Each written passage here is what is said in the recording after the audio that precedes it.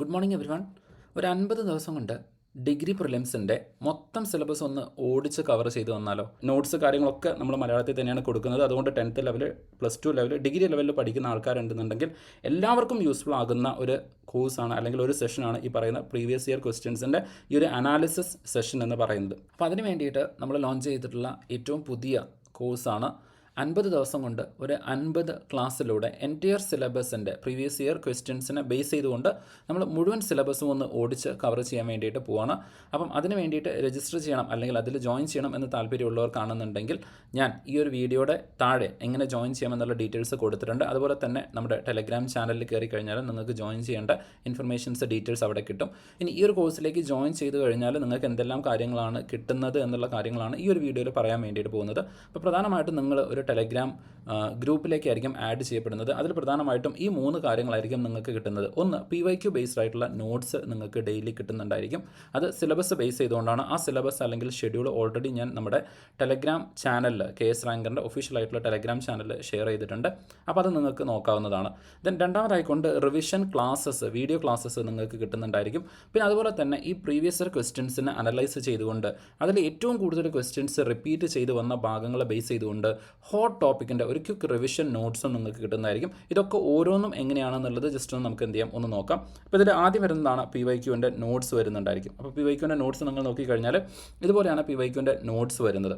അപ്പോൾ ഓരോ ദിവസവും നിങ്ങൾക്ക് പഠിക്കാനായിട്ട് ഒരു 40-50 പേജിൻ്റെ നോട്ട്സ് ആയിരിക്കും നിങ്ങൾക്ക് പ്രൊവൈഡ് ചെയ്യുന്നത്. ആ ഒരു പെർട്ടിക്കുലർ ടോപ്പിക്കിലേക്ക് വരുന്നത് മാത്രം നിങ്ങൾ കവർ ചെയ്താൽ മതി. നമ്മുടെ ക്ലാസ് തുടങ്ങിയിട്ടുണ്ടായിരുന്നത് മാർച്ച് 2-ാം തീയതി ആയിരുന്നു. ആ ദിവസം ഷെയർ ചെയ്തിട്ടുണ്ടായിരുന്നത് അതും പാർട്ടായിട്ടാണ് നിങ്ങൾക്ക് ഷെയർ ചെയ്യുന്നത്. അപ്പോൾ നിങ്ങൾക്ക് എന്ത് ചെയ്യാം, ഓരോ ഭാഗങ്ങളായിട്ട് പഠിച്ച് തീർക്കാൻ വേണ്ടിയിട്ട് പറ്റും. അപ്പോൾ അതിൽ ആദ്യം വരുന്ന ഒരു പാർട്ടാണ് ഇത്. ഓൾറെഡി നിങ്ങളിപ്പോൾ കണ്ടിട്ടുണ്ടായിരിക്കും. ഓക്കെ, ഓൾറെഡി നിങ്ങൾ ഈ ഒരു നോട്ട് കണ്ടിട്ടുണ്ടായിരിക്കും. ഡീറ്റെയിൽ ആയിട്ട് ഓരോ ക്വസ്റ്റ്യൻസ് അതിൻ്റെ ആൻസേഴ്സ് അടക്കം നമ്മൾ പ്രൊവൈഡ് ചെയ്യുന്നുണ്ട്. അപ്പോൾ ഇത് നോക്കിക്കഴിഞ്ഞാൽ ടോട്ടൽ ഒരു 31 പേജ് വരുന്നുണ്ട്. പക്ഷേ ഒരു നോട്ട് വായിക്കുന്ന അത്രത്തോളം ബുദ്ധിമുട്ട് നിങ്ങൾക്ക് വരില്ല.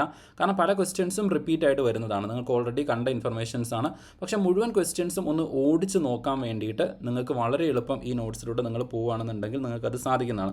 പിന്നെ അതുപോലെ അടുത്തൊരു നോട്ടാണ് ഇതെന്ന് പറയുന്നത്. ഓക്കെ, അപ്പോൾ ഈ ഒരു നോട്ട് നോക്കിക്കഴിഞ്ഞാൽ നിങ്ങൾക്ക് അതുപോലെ ഇമ്പോർട്ടൻ്റ് ആയിട്ടുള്ള ഇൻഫർമേഷൻസ് കാര്യങ്ങളൊക്കെ ഇവിടെ കാണാൻ വേണ്ടിയിട്ട് പറ്റും. ക്വസ്റ്റ്യൻസ് കൊടുത്തിട്ടുണ്ട്. then അതുപോലെ തന്നെ ക്വസ്റ്റ്യൻസ് ക്യാൻസൽ ചെയ്ത ക്വസ്റ്റ്യൻസ് ആണെങ്കിൽ ഇതുപോലെ ക്യാൻസൽഡ് ക്വസ്റ്റ്യൻസ് എന്ന് നിങ്ങൾക്ക് കാണാം. എന്തുകൊണ്ട് അത് ക്യാൻസൽ ചെയ്തു എന്നുള്ള ഡീറ്റെയിൽസ് കാര്യങ്ങളൊക്കെ കൊടുത്തിട്ടുണ്ട്. ഓക്കെ, അപ്പോൾ ഡീറ്റെയിൽ ആയിട്ടുള്ള എക്സ്പ്ലനേഷൻസ് കാര്യങ്ങൾ കൊടുത്തിട്ടുണ്ട്. നിങ്ങൾക്ക് വായിച്ച് നോക്കിക്കഴിഞ്ഞാൽ മനസ്സിലാകുന്നതാണ്. ഇമ്പോർട്ടൻ്റ് ആയിട്ടുള്ള പോയിന്റ്സ് ഒക്കെ ബോൾഡ് ആക്കി കൊടുത്തിട്ടുണ്ട്. ഇനി ഇതുപോലെ പ്രീവിയസ് ഇയർ ക്വസ്റ്റ്യൻസ് ഒക്കെ നമ്മൾ പഠിക്കുന്ന സമയത്തുള്ള ഒരു അഡ്വാൻറ്റേജ് എന്ന് വെച്ച് കഴിഞ്ഞാൽ നമുക്ക് കൃത്യമായിട്ട് എവിടെയാണ് PSC കൂടുതലായിട്ട് ചോദ്യങ്ങൾ ചോദിക്കുന്നത് എന്ന് മനസ്സിലാക്കാൻ പറ്റും. അതുപോലെ തന്നെ ഒരു 50 ദിവസം കൊണ്ട് കൃത്യമായിട്ട് ഈ പ്രീവിയസ് ഇയർ ക്വസ്റ്റ്യൻസ് അതുപോലെ തന്നെ ക്ലാസ്സുകൾ നിങ്ങൾ കേട്ട് പോവുകയാണെങ്കിൽ ഒന്ന് സിലബസ് മുഴുവൻ ഒരു 1 ടൈം റിവിഷൻ ചെയ്ത് പ്രീവിയസ് ഇയർ ക്വസ്റ്റ്യൻസ് കൃത്യമായിട്ട് പഠിച്ച് അല്ലെങ്കിൽ അതിൻ്റെ ഒരു ഓർമ്മ നിങ്ങൾക്ക് ഉണ്ടായിരിക്കും. പ്രീവിയസ് ഇയർ ക്വസ്റ്റ്യൻസ് ജസ്റ്റ് നിങ്ങൾ ചെയ്ത് പോകല്ല ചെയ്യുന്നത്. ഇവിടെ നിങ്ങൾക്ക് നോക്കിയാൽ മനസ്സിലാവും പ്രീവിയസ് ഇയർ ക്വസ്റ്റ്യൻസ് നിങ്ങൾ ചെയ്യുന്നുണ്ട്. ഓക്കെ, ക്വസ്റ്റ്യൻസ് ചെയ്യുന്നുണ്ട്, അതിൻ്റെ ആൻസേഴ്സ് നോക്കുന്നുണ്ട്, അതുമായിട്ട് ബന്ധപ്പെട്ട് വരുന്ന പ്രസ്താവനയും നിങ്ങൾ നോക്കുന്നുണ്ട്, എക്സ്പ്ലനേഷൻ നോക്കുന്നുണ്ട്. അപ്പോൾ കൂടുതലായിട്ട് ഈ ഇൻഫർമേഷൻസ് നിങ്ങളുടെ മെമ്മറിയിൽ അല്ലെങ്കിൽ ഓർമ്മയിൽ നിൽക്കാനുള്ള സാധ്യത കൂടുതലാണ്. ജസ്റ്റ് പ്രീവിയസ് ഇയർ ക്വസ്റ്റ്യൻസ് നിങ്ങൾ ബ്ലാങ്ക് ആയിട്ട് പഠിച്ച് പോകുകയാണെന്നുണ്ടെങ്കിൽ അല്ലെങ്കിൽ പ്രീവിയസ് ഇയർ ക്വസ്റ്റ്യൻ എടുക്കുന്നു അതിൻ്റെ ആൻസർ നിങ്ങൾ പഠിക്കുന്നു അങ്ങനെ പോവുകയാണെന്നുണ്ടെങ്കിൽ തീർച്ചയായിട്ടും അത് ഒരു ഡ്രൈ ആയിട്ടുള്ള കാര്യമായിരിക്കും. പിന്നെ ഒരു കാര്യം കൂടെ പ്രത്യേകം ശ്രദ്ധിക്കുക, ഇത് ഡിഗ്രി ലെവൽ പ്രിലിംസിന് മാത്രമല്ല 10th ലെവൽ പ്രിലിംസിന് പ്രിപ്പയർ ചെയ്യുന്ന ആൾക്കാരെ സംബന്ധിച്ചിട്ടും വളരെയധികം യൂസ്ഫുൾ ആയിട്ടുള്ള ക്ലാസ്സുകളായിരിക്കും. അപ്പോൾ ഒരു 50 ദിവസം കൊണ്ട് എൻറ്റയർ സിലബസിൻ്റെ പ്രീവിയസ് ഇയർ ക്വസ്റ്റ്യൻസ് ഒന്ന് മനസ്സിലാക്കി വരിക എന്ന് പറയുന്നത് ആ എക്സാമിനേഷനെ കുറിച്ചിട്ട് അതിൻ്റെ പാറ്റേൺസിനെ കുറിച്ചിട്ട് ഹോട്ട് ടോപ്പിക്കിനെ കുറിച്ച് അതുപോലെ തന്നെ എവിടെ നിന്നാണ് കൂടുതൽ ചോദ്യങ്ങൾ റിപ്പീറ്റ് ആയിട്ട് വരുന്നത്, എങ്ങനെയെല്ലാം ഒരു ടോപ്പിക്കിൽ നിന്ന് തിരിച്ചു മറിച്ചൊക്കെ ചോദ്യങ്ങൾ വരുന്നുണ്ട്, ഇനി മിസ്ലിനിയസ് ആയിട്ട് വരുന്ന ചോദ്യങ്ങൾ എന്തൊക്കെയാണ്, ഇങ്ങനെയുള്ള കാര്യങ്ങളൊക്കെ വളരെ കൃത്യമായിട്ട് മനസ്സിലാക്കാൻ വേണ്ടിയിട്ട് ഇതിലൂടെ നിങ്ങൾക്ക് സാധിക്കുന്നുണ്ട്. അതൊരു വലിയ അഡ്വാൻറ്റേജ് ആണ്. അപ്പോൾ ഇവിടെ നിങ്ങൾ നോക്കുക, വളരെ ഡീറ്റെയിൽ ആയിട്ടുള്ള എക്സ്പ്ലനേഷൻ ഒന്നുമല്ല, കൃത്യമായിട്ട് ടു ദ പോയിൻ്റ് ആയിട്ടുള്ള എക്സ്പ്ലനേഷനാണ് കൊടുത്തിരിക്കുന്നത്. എന്തുകൊണ്ടാണ് ഓരോ പോയിന്റുകൾ തെറ്റാണെങ്കിൽ എന്തുകൊണ്ട് തെറ്റെന്നുള്ള ഡീറ്റെയിൽസ് അവിടെ കൊടുത്തിട്ടുണ്ട്. ഓക്കെ, അപ്പോൾ അത് ജസ്റ്റ് ഒന്ന് നിങ്ങൾക്ക് നോക്കിക്കഴിഞ്ഞാൽ മനസ്സിലാകുന്നതാണ്. ഇനി അതുപോലെ തന്നെ ചില ക്വസ്റ്റ്യൻസ് ഒക്കെ ചിലപ്പോൾ റിപ്പീറ്റ് ചെയ്ത് വരാറുണ്ട്. അപ്പോൾ ആ റിപ്പീറ്റ് ചെയ്ത് വന്നിട്ടുള്ള ക്വസ്റ്റ്യൻസിനെ കുറിച്ചിട്ടുള്ള ഇൻഫർമേഷൻസും കൃത്യമായിട്ട് കൊടുക്കുന്നുണ്ട്. ഇപ്പോൾ ഫോർ എക്സാമ്പിൾ ഈ ഒരു ചോദ്യം നിങ്ങൾ നോക്കുകയാണെന്നുണ്ടെങ്കിൽ ഇത് നമ്മുടെ ഇന്ന് നിങ്ങൾക്ക് ടാർഗറ്റ്, അതായത് ഇന്ന് മാർച്ച് 3-ാം തീയതി കൊടുത്തിട്ടുള്ള ടാർഗറ്റാണ്, അതായത് സോഷ്യൽ റീഫോമേഴ്സുമായിട്ട് ബന്ധപ്പെട്ടുകൊണ്ട് വരുന്നത്. അപ്പോൾ ഇത് നിങ്ങൾക്ക് എന്ത് ചെയ്യണം, അതായത് ഇന്ന് ഇപ്പോൾ ഈ കോഴ്സിൽ ജോയിൻ ചെയ്തിട്ടുള്ള ആൾക്കാർ ഈ പറയുന്ന നോട്ട്സ് എടുത്തിട്ട് അവർ പഠിക്കുന്നതായിരിക്കും. അത് കഴിഞ്ഞിട്ട് വൈകുന്നേരം ആകുന്ന സമയത്ത് അവർക്ക് റിവിഷൻ ക്ലാസ് ഉണ്ടായിരിക്കും. അപ്പോൾ ഇവിടെ നിങ്ങൾ നോക്കുന്ന സമയത്ത് ഇതിൽ വളരെ ഡീറ്റെയിൽ ആയിട്ട് എന്ത് കൊടുത്തിട്ടുണ്ട്, നോട്ട്സ് കൊടുത്തിട്ടുണ്ട്. ഇപ്പോൾ ഈ 5ാമത്തെ ചോദ്യം നോക്കുക, കേരളത്തിൽ പന്തി ഭോജനം ആരംഭിച്ചത് ആര് എന്നുള്ള ചോദ്യമാണ്. ഓക്കെ, അപ്പോൾ അതാണ് ഇവിടെ കൊടുത്തിരിക്കുന്നത്. ഇനി അതേപോലെ തന്നെ നിങ്ങൾ കുറച്ചുകൂടെ താഴത്തേക്ക് വരികയാണെന്നുണ്ടെങ്കിൽ അതിനെക്കുറിച്ചിട്ടുള്ള വളരെ ഡീറ്റെയിൽ ആയിട്ടുള്ള മറ്റൊരു നോട്ടും കൂടെ നിങ്ങൾക്ക് കാണാൻ വേണ്ടിയിട്ട് പറ്റും. അപ്പോൾ ഓരോ ക്വസ്റ്റ്യൻസും അനലൈസ് ചെയ്തുകൊണ്ടാണ് വരുന്നത്. ഓരോ ക്വസ്റ്റ്യൻസ് വരുന്ന സമയത്ത് അവിടെ എന്താണ് ഡീറ്റെയിൽസ് വരുന്നത് എന്നുള്ളതും കൂടെ കൊടുത്തിട്ടുണ്ട്. ജസ്റ്റ് ഞാനതൊന്ന് കാണിച്ചു തരാം. ഇതുപോലെ ചിലപ്പോൾ നിങ്ങൾക്ക് മാറിപ്പോകാൻ സാധ്യതയുള്ള ചില ചോദ്യങ്ങളുണ്ട്. ഓക്കെ, സ്വദേശാഭിമാനി പത്രം സ്ഥാപിച്ചത് വക്കം മൗലവിയായിരുന്നു. ഓക്കെ, അപ്പോൾ അതുമായിട്ട് ബന്ധപ്പെട്ട് വരുന്ന 2 ഇൻഫർമേഷൻസ്, ഒന്ന് വക്കം അബ്ദുൽ ഖാദർ വരുന്നുണ്ട്, അതുപോലെ തന്നെ സ്വദേശാഭിമാനി പത്രം സ്ഥാപിച്ചിട്ടുണ്ടായിരുന്ന വക്കം അബ്ദുൽ ഖാദർ മൗലവി. അപ്പോൾ ഇതുപോലെ ഡിഫറൻ്റ് ആയിട്ടുള്ള നിങ്ങൾക്ക് കൺഫ്യൂസിംഗ് ആയിട്ട് വരാൻ സാധ്യതയുള്ള കാര്യങ്ങളൊക്കെ ഇത്തരത്തിൽ ശ്രദ്ധിക്കുക എന്ന് പറഞ്ഞിട്ട് ഒരു അഡീഷണൽ നോട്ടായിട്ട് അവിടെ കൊടുത്തിട്ടുണ്ട്. അപ്പോൾ അതൊക്കെ നിങ്ങൾക്ക് മാറിപ്പോകാതിരിക്കുന്നതിന് പ്രത്യേകം ശ്രദ്ധിക്കുക. ഓക്കെ, അപ്പോൾ അത്തരം കാര്യങ്ങളൊക്കെ നമ്മുടെ നോട്ടിൽ കൊടുത്തിട്ടുണ്ട്. എവിടെയാണ് നിങ്ങൾക്ക് കൺഫ്യൂസിങ് ആവാൻ സാധ്യതയുള്ളത്, എവിടെയാണ് നിങ്ങൾക്ക് ക്വസ്റ്റ്യൻസ് തെറ്റായിട്ട് വരാൻ സാധ്യതയുള്ളത്, ആ കാര്യങ്ങളൊക്കെ കൊടുത്തിട്ടുണ്ട്. അപ്പോൾ കൃത്യമായിട്ട് നിങ്ങൾക്ക് അത് മനസ്സിലാക്കാൻ വേണ്ടിയിട്ട് പറ്റും. ഇനി 5ാമത്തെ ചോദ്യത്തിൽ നമ്മൾ പന്തി ഭോജനം പറഞ്ഞിട്ടുണ്ടായിരുന്നു. ഇവിടെ നോക്കുന്ന സമയത്ത് സമപന്തി ഭോജനം വരുന്നുണ്ട്. ഓക്കെ, അപ്പോൾ ഇവിടേക്ക് വരുന്ന സമയത്ത് PSC നമുക്ക് തന്നിരിക്കുന്ന ഓപ്ഷനിൽ നമ്മൾ നേരത്തെ കണ്ടിട്ടുണ്ടായിരുന്ന ആ ഒരു ഓപ്ഷൻസ് തൈക്കാട് അയ്യ നമുക്ക് കാണാൻ വേണ്ടിയിട്ട് പറ്റില്ല. അപ്പോൾ അതിൻ്റെ എക്സ്പ്ലനേഷൻ കാര്യങ്ങൾ ഇവിടെ കൊടുത്തിട്ടുണ്ട്. ഓക്കെ, എക്സ്പ്ലനേഷൻ അതായത് ആ ഒരു ചോദ്യം 5ൽ നമ്മൾ എന്ത് ചെയ്തിട്ടുണ്ടായിരുന്നു, കേരളത്തിൽ പന്തി ഭോജനം ആരംഭിച്ചത്, അതിൽ PSC തന്നിരിക്കുന്ന ഓപ്ഷൻ എന്ന് പറയുന്നത് തൈക്കാട് അയ്യ ആണ്. ഓക്കെ, അപ്പോൾ ഇവിടേക്ക് വരുന്ന സമയത്ത് അത് വരുന്നില്ല. അപ്പോൾ കാരണം ഒന്ന് നിങ്ങൾ നോക്കുക, ഇവിടെ കൊടുത്തിരിക്കുന്നത് സമപന്തി ഭോജനമാണ്. അതേപോലെ തന്നെ മുമ്പ് കൊടുത്തിട്ടുണ്ടായിരുന്നത് പന്തി ഭോജനമാണ്. രണ്ടും അവിടെ എന്ത് ചെയ്തിട്ടുണ്ട്, നിങ്ങൾക്ക് മനസ്സിലാക്കാൻ വേണ്ടിയിട്ട് ബോൾഡാക്കി കൊടുത്തിട്ടുണ്ട്. അതുപോലെ തന്നെ ക്വസ്റ്റ്യൻസിനെ കമ്പയർ ചെയ്തുകൊണ്ട് ആ 5ാമത്തെ ചോദ്യവും ഈ ചോദ്യവും തമ്മിൽ, അതായത് നിങ്ങൾക്ക് കൺഫ്യൂഷൻ ഉണ്ടായിരിക്കാം, അവിടെ പഠിച്ചത് അതല്ല, ഇവിടെ എത്തിയ സമയത്ത് ഓപ്ഷൻസ് മാറിയില്ല, ആൻസർ മാറിയില്ല. അപ്പം അതൊക്കെ അഡ്രസ്സ് ചെയ്തുകൊണ്ടാണ് നോട്ട്സ് പ്രിപ്പയർ ചെയ്തിരിക്കുന്നത്. അപ്പോൾ അതുകൊണ്ട് നിങ്ങൾക്ക് എന്ത് ചെയ്യാം, കൺഫ്യൂഷൻ ഇല്ലാതെ ഒരൊറ്റ റീഡിങ്ങിൽ നിങ്ങൾക്ക് ഈ പറയുന്ന കാര്യങ്ങളൊക്കെ മനസ്സിലാക്കി വെക്കാൻ വേണ്ടിയിട്ട് പറ്റും. അപ്പോൾ സെയിം ക്വസ്റ്റ്യൻസ് തന്നെ നിങ്ങൾ വീണ്ടും വീണ്ടും ചെയ്യുന്നത് കൊണ്ട് നിങ്ങളുടെ മെമ്മറി റിട്ടൻഷൻസ് കൂടാൻ സാധ്യതയുണ്ട്. ഇനി അത് കഴിഞ്ഞതിന് ശേഷം ഈ നോട്ട്സ് നിങ്ങൾ വായിച്ച് പഠിച്ചതിന് ശേഷം, ഇപ്പോൾ ഇത് രാവിലെ തന്നെ ഷെയർ ചെയ്തിട്ടുണ്ട്, നിങ്ങൾക്ക് നോക്കിക്കഴിഞ്ഞാൽ മനസ്സിലാവും. നമ്മൾ ഇപ്പം രാവിലെ 6:43 ആയ സമയത്ത് ഷെയർ ചെയ്തതാണ്. ഇനി അത് കഴിഞ്ഞിട്ടായിരിക്കും ഇതുപോലെ റിവിഷൻ ക്ലാസ്സസ് വരുന്നത്. ഓക്കെ, ഇതുപോലെ റിവിഷൻ ക്ലാസ് നിങ്ങൾക്ക് കാണാൻ വേണ്ടിയിട്ട് പറ്റും. ഇപ്പോൾ ഇത് Day 1 ഇന്നലെ കഴിഞ്ഞിട്ടുണ്ടായിരുന്ന റിവിഷൻ ക്ലാസ് ആണ്. അപ്പോൾ ആ റിവിഷൻ ക്ലാസ് നിങ്ങൾ നോക്കിക്കഴിഞ്ഞാൽ അതിൻ്റെ ഒരു എങ്ങനെയാണ് ആ റിവിഷൻ ക്ലാസ് എന്നുള്ളതിൻ്റെ ഒരു ചെറിയ ഗ്ലിംസ് ഞാൻ എന്ത് ചെയ്യാം, ഈ വീഡിയോയുടെ അവസാനത്തിൽ ഞാൻ ആഡ് ചെയ്യാം. നിങ്ങൾക്ക് അതും കൂടെ കണ്ടു നോക്കാം. അപ്പോൾ അവിടെ നിങ്ങൾ ഈ പറയുന്ന ക്വസ്റ്റ്യൻസിനെ ബേസ് ചെയ്തുകൊണ്ട് നിങ്ങൾ പ്രാക്ടീസ് ചെയ്യും. ഓക്കെ, നിങ്ങൾ അവിടെ പ്രാക്ടീസ് ആയിരിക്കും ചെയ്യുന്നത്. ഓരോ ക്വസ്റ്റ്യൻസ് എടുത്തിട്ട് നിങ്ങൾ എൻ്റെ കൂടെ ചെയ്യുന്നതായിരിക്കും. അപ്പം അതിലുമായിട്ട് ബന്ധപ്പെട്ട് വരുന്ന അഡീഷണൽ ഇൻഫർമേഷൻസ് കാര്യങ്ങൾ നിങ്ങൾ നോട്ട് ചെയ്ത് വെക്കേണ്ടതുണ്ടെങ്കിൽ അതും ഞാൻ അതിൻ്റെ കൂടെ തന്നെ പറയുന്നതായിരിക്കും. അങ്ങനെ ആ ക്ലാസ് ഉണ്ടായിരിക്കും. അത് കഴിഞ്ഞിട്ട് ഇതുപോലെ നിങ്ങൾക്ക് ഹോട്ട് ടോപ്പിക്സിനെ ബേസ് ചെയ്തുകൊണ്ട് നോട്ട്സും കൂടെ പ്രൊവൈഡ് ചെയ്യുന്നതായിരിക്കും. അപ്പോൾ ഇവിടേക്ക് വരുന്ന സമയത്ത് ഡീറ്റെയിൽ ആയിട്ടുള്ള നോട്ടല്ല, ഇതുപോലെ വളരെ ക്രിസ്പായിട്ട് റിപ്പീറ്റ് ആയിട്ട് ചോദിച്ചിട്ടുള്ള ഭാഗങ്ങൾ മാത്രം, അതായത് ഒരു 80% ആ ഒരു പെർട്ടിക്കുലർ ഏരിയയിൽ നിന്ന് അല്ലെങ്കിൽ ആ ടോപ്പിക്കുകളിൽ നിന്ന് നമ്മൾ പ്രീവിയസ് ക്വസ്റ്റ്യൻസ് മൊത്തം അനലൈസ് ചെയ്തല്ലോ. അപ്പോൾ അതിൽ ഏറ്റവും കൂടുതൽ ചോദ്യങ്ങൾ റിപ്പീറ്റ് ആയിട്ട് വന്നത് ഏതാണ്, അതായത് ആദ്യമായിട്ട് PSC പഠിച്ച് തുടങ്ങുന്ന ആൾക്കാരൊക്കെ ഉണ്ടെങ്കിൽ അവർക്ക് പെട്ടെന്ന് മാർക്ക് ഇമ്പ്രൂവ് ചെയ്യാൻ വേണ്ടിയിട്ട് ഈ ഒരു നോട്ട്സ് ഉപയോഗിക്കാൻ വേണ്ടിയിട്ട് പറ്റുന്നതാണ്. അപ്പോൾ ഇവിടെ നോക്കിക്കഴിഞ്ഞാൽ നിങ്ങൾക്ക് കൃത്യമായിട്ട് മനസ്സിലാവും ഓരോരുത്തരുടെ കാലഘട്ടത്തിൽ എന്ത് ഇൻഫർമേഷൻസ് എന്ത് കാര്യങ്ങളാണ് കൂടുതലായിട്ട് ചോദിച്ചിട്ടുള്ളത് എന്നുള്ളത് കൃത്യമായിട്ട് കൊടുത്തിട്ടുണ്ട്. ഇപ്പോൾ ഫ്രഞ്ചുകാരുടെ കേസിലേക്ക് വരുന്ന സമയത്ത് പക്ഷേ ഇവിടെ ഡീറ്റെയിൽ ആയിട്ട് ഫ്രഞ്ചുകാർ വരുന്നതോ അല്ലെങ്കിൽ ഫ്രഞ്ചുകാർ പോകുന്നതോ അങ്ങനത്തെ ഡീറ്റെയിൽസ് ഒന്നല്ല കൊടുത്തത്. ഏറ്റവും കൂടുതൽ ചോദ്യം റിപ്പീറ്റ് ചെയ്ത് വന്നത് എന്തുമായിട്ട് ബന്ധപ്പെട്ടാണോ അത് മാത്രമാണ് കൊടുത്തിരിക്കുന്നത്.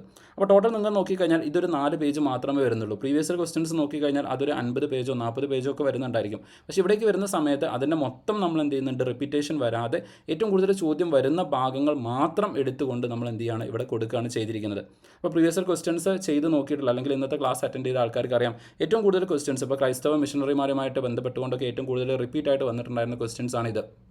ഓക്കെ, അതിൽ ഓരോന്നും കൊടുത്തിട്ടുണ്ട്. ഇപ്പോൾ ഹെർമൻ ഗുണ്ടർട്ട് കൊടുക്കുന്ന സമയത്ത് തന്നെ ഇതുപോലെ നമ്മൾ എന്ത് ചെയ്തിട്ടുണ്ട്, പശ്ചിമോദയം, കേരള പഴമ, നമുക്കറിയാം കേരള പഴമയൊക്കെ റിപ്പീറ്റ് ചെയ്ത് വന്നിട്ടുണ്ടായിരുന്ന ചോദ്യങ്ങളായിരുന്നു ഈ ഒരു ഭാഗം എന്ന് പറയുന്നത്. അതുപോലെ തന്നെ ശാസ്ത്രീയമായിട്ട് അച്ചടിച്ച ആദ്യത്തെ മലയാളം നിഘണ്ടു, അതുപോലെ അച്ചടിച്ച ആദ്യത്തെ മലയാളം നിഘണ്ടു എന്ന് പറയുന്നത് ബെഞ്ചമിൻ ബെയ്ലി. ഇതൊക്കെ നമ്മൾ അതായത് കോമയിട്ടാണ് കൊടുത്തിരിക്കുന്നത്. റിപ്പീറ്റ് ആയിട്ട് വന്നിട്ടുള്ള ക്വസ്റ്റ്യൻസ് ഒക്കെ നമ്മൾ എന്ത് ചെയ്തിട്ടുണ്ട്, ഇതുപോലെ അഡ്രസ്സ് ചെയ്തിട്ടുണ്ട്. ഒരു ഷോർട്ട് നോട്ടായിട്ട് നിങ്ങൾക്ക് കിട്ടുന്നുണ്ട്. അപ്പോൾ സത്യം പറഞ്ഞാൽ നിങ്ങളുടെ റിവിഷൻസ് ഈസി ആക്കുന്നതിന് വേണ്ടിയിട്ട് എളുപ്പത്തിലേക്ക് നിങ്ങൾക്ക് റിവിഷൻ ചെയ്യാൻ വേണ്ടിയിട്ടാണ് ഈ ഒരു റാങ്ക് ബൂസ്റ്ററിലെ ഈ ഒരു ഷോർട്ട് നോട്ട് അല്ലെങ്കിൽ ഹോട്ട് ടോപ്പിക് നോട്ട് നിങ്ങളെ ഹെൽപ്പ് ചെയ്യുന്നത്. ഓക്കെ, സോ ഇത് നിങ്ങൾക്ക് ഇതിൻ്റെ കൂടെ തന്നെ ലഭിക്കുന്നതായിരിക്കും. ഈ 3 കാര്യങ്ങളാണ് ഇതിൽ ഇൻക്ലൂഡഡ് ആയിട്ട് വരുന്നത്. അപ്പം ഇതിൽ നമ്മുടെ ടെസ്റ്റ് സീരീസ് ബാച്ചിൽ ജോയിൻ ചെയ്തിട്ടുള്ള കുട്ടികളാണെങ്കിൽ അവർക്ക് 399 രൂപയാണ് വരുന്നത്. ദെൻ അതുപോലെ തന്നെ നമ്മുടെ കോഴ്സിൽ ജോയിൻ ചെയ്യാത്ത ടെസ്റ്റ് സീരീസ് ബാച്ചിൽ അല്ലെങ്കിൽ മെൻറ്റർഷിപ്പ് ബാച്ചിൽ വരുന്ന കുട്ടികൾക്ക് കംപ്ലീറ്റ്ലി ഫ്രീ ആണ്.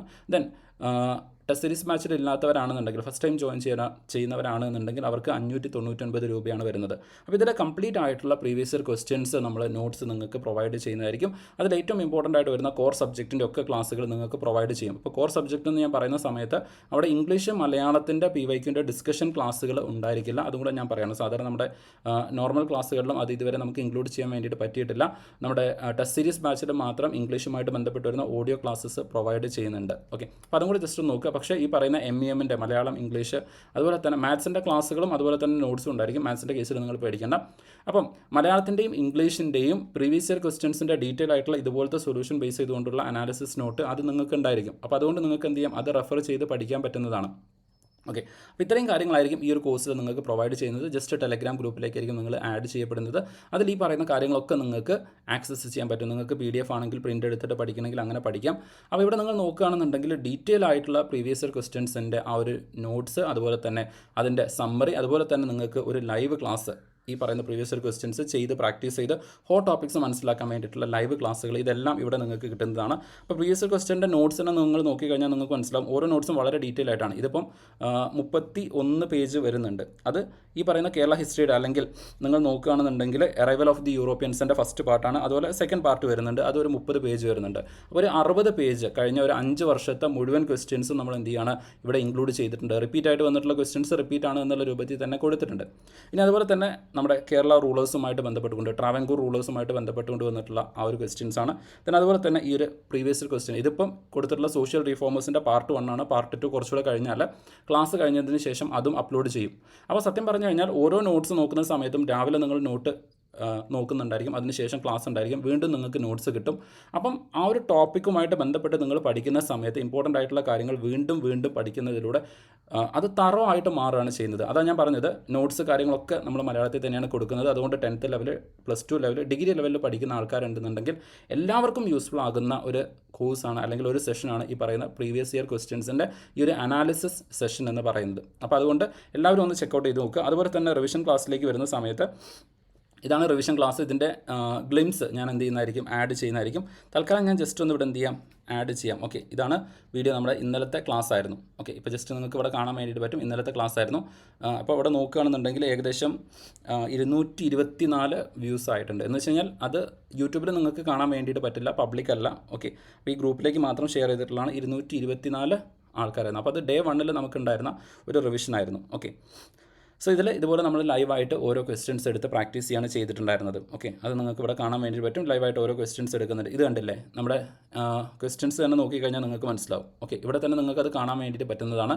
ഈ പറയുന്ന London Mission Society, Church Mission Society, Basel Evangelical Mission. അപ്പോൾ ഇത് പ്രീവിയസ് ഇയറിൽ വന്നതാണ്. ഇതേ കാര്യമാണ് നമ്മൾ എന്ത് ചെയ്യുന്നത്, ഇനി ഇവിടേക്ക് വരുന്ന സമയത്ത് ഹോട്ട് ടോപ്പിക്കിൻ്റെ നോട്ട്സിലേക്ക് വരുന്ന സമയത്ത് അവിടെ നമ്മൾ കൊടുക്കുന്നത്.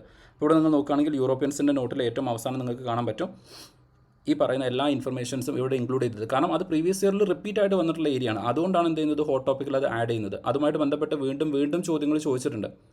Okay, yes. അപ്പോൾ എന്തായാലും നിങ്ങൾ എന്ത് ചെയ്യുക, ഒന്ന് ചെക്കൗട്ട് ചെയ്ത് നോക്കുക. ഡെഫിനറ്റ്ലി നിങ്ങൾക്ക് വളരെയധികം യൂസ്ഫുൾ ആയിട്ട് വരുന്നതായിരിക്കും. കാരണം ഒരു ഭാഗത്ത് നിങ്ങൾ നോക്കുകയാണെങ്കിൽ നിങ്ങൾക്ക് പ്രീവിയസ് ഇയർ ക്വസ്റ്റ്യൻസിൻ്റെ മുഴുവൻ കംപ്ലീറ്റ് ആയിട്ട് ടോപ്പിക് വൈസ് ആയിട്ടുള്ള 5 വർഷത്തെ ക്വസ്റ്റ്യൻസ് നിങ്ങൾക്ക് വിത്ത് ഡീറ്റെയിൽഡ് അനാലിസിസ് നിങ്ങൾക്ക് കിട്ടുന്നുണ്ട്. അതുപോലെ തന്നെ ഷോർട്ട് സമ്മറി നോട്ട് കിട്ടുന്നുണ്ട്. അതുപോലെ തന്നെ ക്ലാസ്സുകൾ നിങ്ങൾക്ക് കിട്ടുന്നുണ്ട്. ഒരു 50 ദിവസം ഡെഡിക്കേറ്റഡ് ആയിട്ട് നിങ്ങൾ പ്രിപ്പയർ ചെയ്യാൻ തയ്യാറാണ് എന്നുണ്ടെങ്കിൽ ഡെഫിനറ്റ്ലി നിങ്ങൾക്ക് റാങ്ക് നേടാൻ വേണ്ടിയിട്ട്, പ്രിലിംസ് വളരെ ഈസി ആയിട്ട് ക്ലിയർ ചെയ്യാൻ വേണ്ടിയിട്ട്, കോർ കൺസെപ്റ്റിൽ നല്ല സ്ട്രോങ് ഹോൾഡ് ഉണ്ടാക്കാൻ വേണ്ടിയിട്ട് ഇതിലൂടെ സാധിക്കുന്നതാണ്. അപ്പോൾ എന്തായാലും നിങ്ങൾ എന്ത് ചെയ്യുക, ഇന്നലത്തെ നമ്മുടെ ആ ഒരു റിവിഷൻ വീഡിയോസിൻ്റെ കുറച്ച് ഭാഗങ്ങൾ ആഡ് ചെയ്തിട്ടുണ്ട്, അതുകൂടെ ഒന്ന് കണ്ടു നോക്കുക. So wish you everyone all the best. അപ്പോൾ നമ്മൾ ചെയ്യാൻ വേണ്ടിയിട്ട് പോകുന്നത്, ഇപ്പം ആദ്യമായിട്ട് നമ്മുടെ ഈ ഒരു പ്ലാറ്റ്ഫോമിലേക്ക് വന്ന് ഈ കോഴ്സിലേക്ക് ജോയിൻ ചെയ്ത കുറച്ച് പേരുണ്ട്, അവരോടും കൂടെയാണ്. ഓക്കെ, അപ്പം നമ്മൾ എന്താണ് ചെയ്യാൻ വേണ്ടിയിട്ട് പോകുന്നത് എന്നുള്ള കാര്യമാണ് പറയുന്നത്. അപ്പോൾ നമ്മൾ ചെയ്യാൻ പോകുന്നത് ഇനി അങ്ങോട്ടേക്കുള്ള ഓരോ ദിവസങ്ങളും പ്രീവിയസ് ഇയർ ക്വസ്റ്റ്യൻസ് നമ്മൾ എടുത്തിട്ട് നിന്നായിരിക്കും ഡിസ്കസ് ചെയ്യുന്നതായിരിക്കും. അപ്പോൾ കുറച്ചുകൂടെ കൃത്യമായിട്ട് പറഞ്ഞു കഴിഞ്ഞാൽ ഞാൻ നിങ്ങളെ കൊണ്ട് പ്രീവിയസ് ഇയർ ക്വസ്റ്റ്യൻസ് ചെയ്യിപ്പിക്കുകയാണ് ചെയ്യുന്നത്. അപ്പോൾ നിങ്ങൾ ഡെയിലി വരുന്ന ഈ ഒരു സമയത്ത് ആ ഒരു 1.5 hours അല്ലെങ്കിൽ 1 മണിക്കൂർ, 1.5 മണിക്കൂർ, ചിലപ്പോൾ 2 മണിക്കൂർ ഉണ്ടായിരിക്കും സബ്ജക്റ്റിനനുസരിച്ചിട്ട്. അപ്പോൾ ആ സമയത്ത് വരുന്ന ക്വസ്റ്റ്യൻസ് നിങ്ങൾ കൂടെ ഇരുന്നിട്ട് ചെയ്ത് നോക്കണം. നിങ്ങൾക്ക് ചിലപ്പോൾ മടുപ്പുണ്ടായേക്കാം, അതല്ലെങ്കിൽ ചില ക്വസ്റ്റ്യൻസ് വീണ്ടും റിപ്പീറ്റ് ആയിട്ട് വരുന്നുണ്ടായിരിക്കാം. നിങ്ങൾക്ക് തോന്നുന്നത് ഇതെല്ലാം തൊട്ട് മുമ്പ് ചെയ്തത് അതേ ക്വസ്റ്റ്യൻ വീണ്ടും വരുന്നില്ലേ? തീർച്ചയായിട്ടും അങ്ങനത്തെ ക്വസ്റ്റ്യൻസ് വരുന്നുണ്ടായിരിക്കാം. പക്ഷേ നിങ്ങൾ എന്ത് ചെയ്യണം, അത് വീണ്ടും വീണ്ടും ചെയ്യണം. കാരണം ആ റിപ്പീറ്റ് ആയിട്ട് വരുന്ന ചോദ്യങ്ങൾ എന്ന് പറയുന്നത് ഏറ്റവും പൊട്ടൻഷ്യലായിട്ട് ചോദിക്കാൻ സാധ്യതയുള്ള ചോദ്യങ്ങളാണ്. അപ്പോൾ അത്തരം ചോദ്യങ്ങൾ വരുന്ന സമയത്ത് നിങ്ങൾ ഇരുന്ന് അത്തരം ക്വസ്റ്റ്യൻസിന് കൂടുതൽ ഇമ്പോർട്ടൻസ് കൊടുത്ത് അതിൻ്റെ ഒരു 360 ഡിഗ്രിയിൽ ഇമ്പോർട്ടൻ്റ് ആയിട്ടുള്ള കാര്യങ്ങളൊന്ന് മനസ്സിലാക്കി വെക്കണം. ഓക്കെ, ഇമ്പോർട്ടൻ്റ് ആയിട്ട് വരുന്ന കാര്യങ്ങൾ ജസ്റ്റ് ഒന്ന് എന്ത് ചെയ്യാൻ മനസ്സിലാക്കി വെക്കുക. ഇതാണ് ഒന്നാമത്തെ ടാസ്ക് എന്ന് പറയുന്നത്. രണ്ടാമത്തത്, ഇത് സത്യം പറഞ്ഞു കഴിഞ്ഞാൽ ഞാൻ നിങ്ങൾക്ക് നൽകുന്ന ഈ ഒരു ക്ലാസ് എന്ന് പറയുന്നത് നമ്മുടെ ഈ പ്രോഗ്രാമിൻ്റെ 30% മാത്രമാണ്. ഓക്കെ, 30% മാത്രമാണ്. ബാക്കി 70% ഓൾറെഡി ഞാൻ ഗ്രൂപ്പിൽ വോയിസ് ഇട്ടിട്ടുണ്ടായിരുന്നു. ബാക്കി 70% എന്ന് പറയുന്നത് നിങ്ങൾക്ക് പ്രൊവൈഡ് ചെയ്യുന്ന പ്രീവിയസ് ഇയർ ക്വസ്റ്റ്യൻ്റെ അനാലിസിസ് ആണ്. കാരണം അത്രത്തോളം പ്രീവിയസ് ഇയർ ക്വസ്റ്റ്യൻസ് നമുക്ക് ക്ലാസ്സിൽ ഡിസ്കസ് ചെയ്യാൻ വേണ്ടിയിട്ട് സാധിക്കില്ല. അപ്പോൾ അതുകൊണ്ട് ബാക്കിയുള്ളത് ഞാൻ നിങ്ങൾക്ക് PDF ആയിട്ടാണ് പ്രൊവൈഡ് ചെയ്യുന്നത്. ഈ ക്ലാസ്സിൻ്റെ ഡിസ്കഷൻ കഴിഞ്ഞാൽ നമ്മൾ ഡിസ്കസ് ചെയ്ത കാര്യങ്ങൾ ഇൻക്ലൂഡ് ചെയ്തുകൊണ്ട് പ്രീവിയസ് ഇയർ ക്വസ്റ്റ്യൻ്റെ 2 PDF കൂടെ നിങ്ങൾക്ക് ഷെയർ ചെയ്യുന്നതായിരിക്കും. ഓക്കെ, ഇനി 2 PDF കൂടെ ഇന്ന് തന്നെ നിങ്ങൾക്ക് ഷെയർ ചെയ്യുന്നതായിരിക്കും. അപ്പോൾ ഇതുപോലെ ആയിരിക്കും പോകുന്നത്. ഓക്കെ, അപ്പോൾ അത് ജസ്റ്റ് ഒന്ന് എന്ത് ചെയ്യുക, നോട്ട് ചെയ്ത് വെക്കുക. ആ പ്രീവിയസ് ഇയർ ക്വസ്റ്റ്യൻസ് കൃത്യമായിട്ട് നിങ്ങൾ ഫോളോ ചെയ്യണം. അതുകൊണ്ടുള്ള അഡ്വാൻറ്റേജ് എന്താണെന്ന് വെച്ച് കഴിഞ്ഞാൽ ചിലപ്പോൾ നിങ്ങൾ ചില സബ്ജക്റ്റുകൾ പഠിച്ച് തീർന്നിട്ടുണ്ടാവില്ല. പുതിയ ചില ഏരിയാസ് പഠിക്കണം വേണ്ടേ എന്നുള്ള സംശയത്തിലായിരിക്കാം. അപ്പോൾ ഏറ്റവും നല്ലത് പ്രീവിയസ് ഇയർ ക്വസ്റ്റ്യൻസ് തറോ ആയിട്ട് പഠിച്ചു കഴിഞ്ഞാൽ ചിലപ്പം ആ സബ്ജക്റ്റിനെ കുറിച്ചിട്ട് നിങ്ങൾക്ക് ഇൻഡെപ്ത് നോളജ് ഉണ്ടാവണമെന്നില്ല. പക്ഷേ PSC റിപ്പീറ്റ് ആയിട്ട് ചോദിക്കുന്ന ആ പെർട്ടിക്കുലർ ഏരിയ, ആ പെർട്ടിക്കുലർ ടോപ്പിക്ക് നിങ്ങൾക്ക് നന്നായിട്ട് അറിയാം. അപ്പോൾ അതുകൊണ്ട് ഏറ്റവും കുറഞ്ഞ സമയം കൊണ്ട് മാക്സിമം മാർക്ക് നിങ്ങൾക്ക് നേടിയെടുക്കാനുള്ള ഏറ്റവും നല്ല ഓപ്പർച്യൂണിറ്റി എന്ന് പറയുന്നത് ഈ പ്രീവിയസ് ഇയർ ക്വസ്റ്റ്യൻസ് നന്നായിട്ട് പ്രാക്ടീസ് ചെയ്യുക എന്നുള്ളതാണ്. ഓക്കെ, അപ്പോൾ ഞാൻ അതിൻ്റെ ഇമ്പോർട്ടൻ്റ് ആയിട്ട് ഓരോ കൺസെപ്റ്റ് പറയുന്ന സമയത്ത് അതുമായിട്ട് പൊട്ടൻഷ്യലി ചോദിക്കാൻ സാധ്യതയുള്ള മറ്റ് ചില കൺസെപ്റ്റുകളും കൂടെ പറയുന്നതായിരിക്കും. അതും കൂടെ നിങ്ങൾ എന്ത് ചെയ്യണം, ഫോളോ ചെയ്ത് നോട്ടാക്കി വെക്കാൻ വേണ്ടിയിട്ട് ശ്രമിക്കാം. Okay, yes. ഇനി ഇത് കൂടാതെ നിങ്ങൾക്ക് റിവിഷൻ ചെയ്യാൻ വേണ്ടിയിട്ട് ഓരോ ടോപ്പിക് അല്ലെങ്കിൽ ഓരോ ക്ലാസ്സുകൾ ഞാൻ ഡിസ്കസ് ചെയ്യുന്ന സമയത്ത് ഇപ്പോൾ ഞാൻ ഈ ഒരു ക്ലാസ് പ്രിപ്പയർ ചെയ്യാൻ വേണ്ടിയിട്ട് അല്ലെങ്കിൽ മെറ്റീരിയൽ പ്രിപ്പയർ ചെയ്യാൻ വേണ്ടിയിട്ട് കഴിഞ്ഞ 5 വർഷത്തെ മുഴുവൻ പ്രീവിയസ് ഇയർ ക്വസ്റ്റ്യൻസ്, ഇപ്പോൾ കേരള ഹിസ്റ്ററിയുമായിട്ട് ബന്ധപ്പെട്ട് വരുന്ന ആദ്യത്തെ 2 യൂണിറ്റിലെ 5 വർഷത്തെ മുഴുവൻ പ്രീവിയസ് ഇയർ ക്വസ്റ്റ്യൻസും എടുത്ത് പരിശോധിച്ച് നോക്കിയിട്ടുണ്ടായിരുന്നു. അപ്പോൾ അതിൽ ഏറ്റവും റിപ്പീറ്റ് ആയിട്ട് വരുന്ന ടോപ്പിക്കുമായിട്ട് ബന്ധപ്പെട്ട് വരുന്ന ചെറിയ നോട്ട്സ്, ഓക്കെ, വളരെ ഡീറ്റെയിൽ ആയിട്ടുള്ള നോട്ടല്ല, നിങ്ങൾക്ക് റിവിഷൻ ചെയ്ത് പോകാൻ വേണ്ടിയിട്ട് പറ്റുന്ന അത്രയും ക്രിസ്പായിട്ടുള്ള നോട്ട് നിങ്ങൾക്ക് പ്രൊവൈഡ് ചെയ്യുന്നതായിരിക്കും. കാരണം അവിടെ നിന്നായിരിക്കും ഓൾമോസ്റ്റ് ഒരു 80% ക്വസ്റ്റ്യൻസ് വന്നിട്ടുണ്ടായിരിക്കുക. ഓക്കെ, അപ്പോൾ അത് നിങ്ങൾ എന്ത് ചെയ്യണം, കൃത്യമായിട്ട് റിവൈസ് ചെയ്യണം. ഈ 3 കാര്യങ്ങൾക്ക് വേണ്ടിയിട്ട് ടെലഗ്രാം ചാനലിൽ, ടെലഗ്രാം ഗ്രൂപ്പിൽ ഞാൻ 3 സെപ്പറേറ്റ് ആയിട്ടുള്ള ടോപ്പിക്കുകൾ ക്രിയേറ്റ് ചെയ്തിട്ടുണ്ട്. ആ 3 ടോപ്പിക്കുകളിൽ നിങ്ങൾക്ക് കൃത്യമായിട്ട് ഓരോ കാര്യങ്ങൾ കിട്ടുന്നതായിരിക്കും. ഒന്നാമത്തത് previous year questions with detailed explanation, അതിൻ്റെ നോട്ട് നിങ്ങൾക്ക് കിട്ടുന്നുണ്ടായിരിക്കും. രണ്ടാമതായിക്കൊണ്ട് കിട്ടുന്നത് ഈ പറയുന്ന ഹോട്ട് ടോപ്പിക്സ് മാത്രമായിട്ട് വരുന്ന വളരെ ഷോർട്ട് നോട്ട്സ് ഉണ്ടായിരിക്കും. മൂന്നാമത്തത് ഇതുപോലെ റിവിഷൻ ക്ലാസ്സുകൾ ഉണ്ടായിരിക്കും. ഇവിടെ നമ്മൾ ചെയ്യുന്നത് പ്രധാനമായിട്ടും നിങ്ങൾക്ക് ഓരോ ക്വസ്റ്റ്യൻസ് തരും, നിങ്ങൾ അതിൻ്റെ കൂടെ എന്ത് ചെയ്യണം, ആൻസേഴ്സ് ചെയ്ത് വരണം. നിങ്ങൾക്ക് അറിയാവുന്ന അഡീഷണൽ ഇൻഫർമേഷൻസ് നിങ്ങൾക്ക് കമൻറ്റ് ചെയ്യുകയും ചെയ്യാം. കാരണം ഇവിടെ നമ്മളിത് ഓപ്പൺ ആയിട്ട് വെക്കുന്നതല്ല, നിങ്ങളുടെ ഉള്ളിൽ വരുന്ന ഒരു കോമ്പറ്റീഷനാണ്. നിങ്ങൾക്ക് അറിയാവുന്ന അഡീഷണൽ ഇൻഫർമേഷൻസ്, ഇപ്പോൾ പ്രീവിയസ് ഇയർ ക്വസ്റ്റ്യനുമായിട്ട് ബന്ധപ്പെട്ട് അഡീഷണൽ എന്തെങ്കിലും കാര്യങ്ങൾ വന്നിട്ടുണ്ടെങ്കിൽ അതും കൂടെ നിങ്ങൾക്ക് എന്ത് ചെയ്യാം, കമൻറ്റ് ചെയ്യുകയും ചെയ്യാം. അങ്ങനെ കംപ്ലീറ്റ്ലി എൻഗേജ്ഡ് ആയിട്ട് നിങ്ങൾ എന്ത് ചെയ്യുക, മാറ്റാൻ വേണ്ടിയിട്ട് ശ്രമിക്കുക. Okay, yes. അപ്പോൾ നമ്മൾ എന്തായാലും ചെയ്ത് തുടങ്ങുകയാണ്. സോ ആദ്യത്തെ ചോദ്യം ഇതാണ്. ചില ക്വസ്റ്റ്യൻസ് ഒക്കെ നിങ്ങൾക്ക് വളരെ സിമ്പിളായിട്ട് തോന്നിയേക്കാം, പക്ഷേ ആ ക്വസ്റ്റ്യൻസ് PSC ചോദിച്ചിട്ടുണ്ട്. ഓക്കെ, അതുകൊണ്ടാണ് ഞാൻ അങ്ങനെ തന്നെ ഇൻക്ലൂഡ് ചെയ്തത്. ചില ക്വസ്റ്റ്യൻസ് ഒക്കെ വളരെ സിമ്പിളാണ്, നിങ്ങൾക്ക് തോന്നും ഇതൊക്കെ ചോദ്യമാണോ എന്നുള്ള രൂപത്തിലേക്ക് തോന്നാം, ബട്ട് അത് ചോദിച്ചിട്ടുണ്ട്, അതുകൊണ്ടാണ്. സോ ഒന്നാമത്തെ ചോദ്യം ഇതാണ്. ഇതിൻ്റെ ആൻസർ ഒന്ന് കമൻറ്റ് ചെയ്യണം. ഓക്കെ, ജസ്റ്റ് ഒന്ന് നോക്കിയിട്ട് ഒന്ന് കമൻറ്റ് ചെയ്യും ഇതിൻ്റെ ആൻസർ എന്താ വരുന്നതെന്ന്. ഓക്കെ, ജസ്റ്റ് ഇത് നോക്കിയിട്ട് കമൻറ്റ് ചെയ്യും. ചോദ്യം ഇതാണ്. മലബാർ ബ്രിട്ടീഷ് ഭരണത്തിന് കീഴിലായി. ഈ പ്രസ്താവനയുമായി ബന്ധപ്പെട്ട ശരിയായ വസ്തുതകൾ ഏതാണ്? അല്ലെങ്കിൽ മലബാർ ബ്രിട്ടീഷ് ഭരണത്തിൻ്റെ കീഴിലാവാൻ കാരണമായത് ഇതിൽ ഏതൊക്കെയാണെന്നാണ് ചോദിച്ചിരിക്കുന്നത്. ഓക്കെ, എല്ലാവരുടെയും ആൻസർ കറക്റ്റാണ്. C is the right answer. Okay, C is the right answer. ഇവിടെ നിങ്ങൾക്ക് അറിയാവുന്ന ഇൻഫർമേഷനാണ്. ഇപ്പോൾ ഇവിടെ നമ്മൾ നോക്കുകയാണെന്നുണ്ടെങ്കിൽ മലബാറുമായിട്ട് ബന്ധപ്പെട്ട് വരുന്ന കാര്യങ്ങൾ ജസ്റ്റ് സിമ്പിളായിട്ട് ഞാനൊന്ന് പറയാം. നിങ്ങൾക്ക് അറിയാവുന്ന കാര്യങ്ങളായിരിക്കും, എന്നാലും എക്സാം പോയിന്റ് ഓഫ് വ്യൂവിൽ മാത്രം പറയാണ്. മലബാർ എന്ന് പറയുന്നത് ടിപ്പു സുൽത്താൻ്റെ ഭരണത്തിന് അല്ലെങ്കിൽ ടിപ്പു സുൽത്താൻ്റെ ആക്രമണത്തിന് ശേഷം മലബാർ എന്ന് പറയുന്നത് ഈ പറയുന്ന മൈസൂർ ഭരണത്തിന് കീഴിലേക്ക് മാറിയിട്ടുണ്ടായിരുന്നു. അതിനുശേഷം 1, 2, 3, 4 മൈസൂർ യുദ്ധങ്ങൾ നടക്കുന്നുണ്ട്. മൂന്നാമത്തെ മൈസൂർ യുദ്ധത്തോട് കൂടിയിട്ട് ടിപ്പു സുൽത്താൻ്റെ ഏകദേശം ഭരണത്തിൻ്റെ അവസാനം വരുന്നുണ്ട്. നാലാമത്തോട് കൂടിയിട്ട് അദ്ദേഹം കൊല്ലപ്പെടുകയും ചെയ്യുന്നുണ്ട്. ഓക്കെ, അപ്പം അങ്ങനെ നമ്മൾ നോക്കുന്ന സമയത്ത് ശ്രീരംഗപട്ടണം ട്രീറ്റി വരുന്നുണ്ട് 1792. ഈ ഇൻഫർമേഷൻ കൂടെ ഓർത്ത് വയ്ക്കണേ. ഇവിടെ ചോദിച്ചിരിക്കുന്ന മറ്റൊരു ചോദ്യം എന്ന് പറയുന്നത് മലബാർ ബ്രിട്ടീഷ് ഭരണത്തിന് കീഴിൽ വരാൻ കാരണമായ ട്രീറ്റി ഏതാണെന്ന് ചോദിച്ചിട്ടുണ്ട്. ഓക്കെ, ആ ട്രീറ്റി എന്ന് പറയുന്നത് ഈ പറയുന്ന 1792 ഉണ്ടായിട്ടുള്ള ശ്രീരംഗപട്ടണം ട്രീറ്റിയാണ്.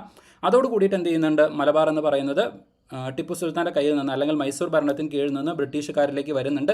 പിന്നീട് മലബാർ എന്ന് പറയുന്ന പ്രദേശം പൂർണ്ണമായിട്ടും ഭരിക്കുന്നത് ബ്രിട്ടീഷുകാരാണ്. തിരുവിതാംകൂറും കൊച്ചിയും സബ്സിഡറി അലയൻസിൻ്റെ ഭാഗമായിക്കൊണ്ട് ഇൻഡയറക്റ്റ് ഭരണത്തിൻ്റെ കീഴിലേക്കാണ് വരുന്നത്.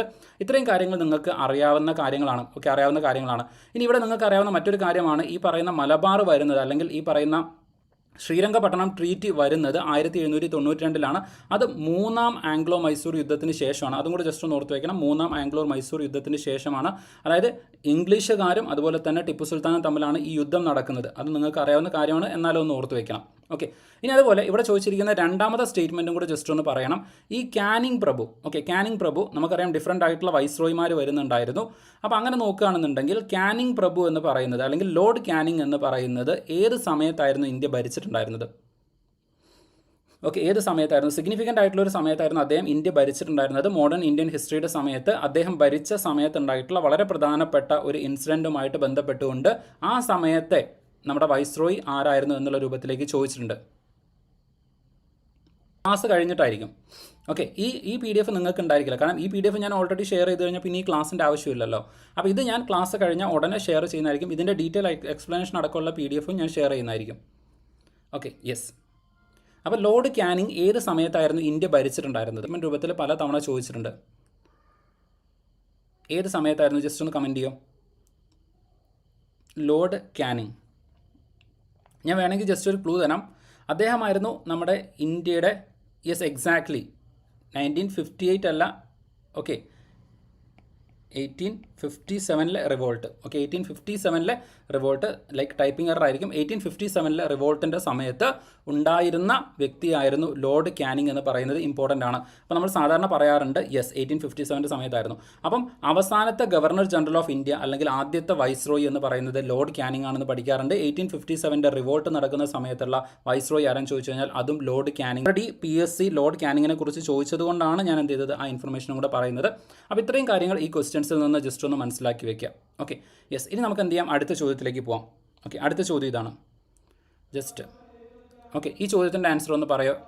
1663 കൊച്ചി പിടിച്ചടക്കിയ വിദേശ ശക്തി ആരാണെന്നാണ് ചോദിച്ചിരിക്കുന്നത്. 1663 കൊച്ചി പിടിച്ചടക്കിയ വിദേശ ശക്തി ആരാണ്? യെസ്, ഇവിടെ നമുക്കറിയാം നമ്മുടെ ഇന്ത്യയിലേക്ക് ആദ്യം വന്ന വിദേശ ശക്തി ആരാന്ന് ചോദിച്ചു കഴിഞ്ഞാൽ പോർച്ചുഗീസുകാരാണ്. അവസാനം ഇന്ത്യ വിട്ടുപോയ വിദേശ ശക്തി ആരാന്ന് ചോദിച്ചു കഴിഞ്ഞാൽ, യൂറോപ്യൻസ് ആരാന്ന് ചോദിച്ചു കഴിഞ്ഞാൽ അതും പോർച്ചുഗീസുകാരാണ്. പക്ഷേ ഇവിടുത്തെ ചോദ്യം എന്ന് പറയുന്നത് 1663 കൊച്ചി പിടിച്ചടക്കിയ വിദേശ ശക്തി ആരാണ് എന്നാണ്.